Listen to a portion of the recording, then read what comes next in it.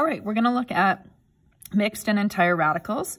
To do that, we need to know the multiplication property for radicals. So if you have two radicals with the same index number, so for example, I'm just putting the variable n here. So as long as these are the same index, then when you multiply them, you multiply the radicands together. So it would be a times b with the same index number.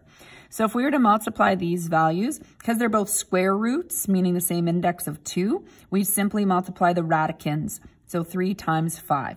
So this would equal to 15. I'm not going to show my work every time like this, but I just want you to visualize that this means the same thing. So square root 15. Okay, so let's do B. 16 times 9 would be 144, which you may recognize as a perfect square. Now, the reason we do this example is if you recognized first that the square root of 16 is 4, and the square root of 9 is 3, 4 times 3 equals 12, you'd get the same answer either way. So it's just sort of showing that, yes, this property must be true.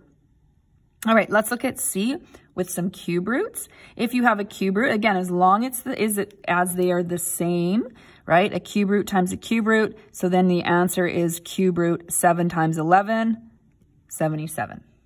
Okay. If for some reason you are asked to multiply a square root times a cube root, you cannot combine the radicands.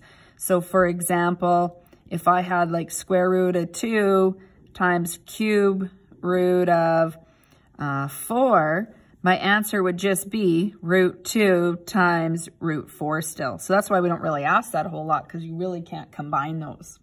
The reason? Different index numbers. So in our questions, you're going to notice the same index for the most part.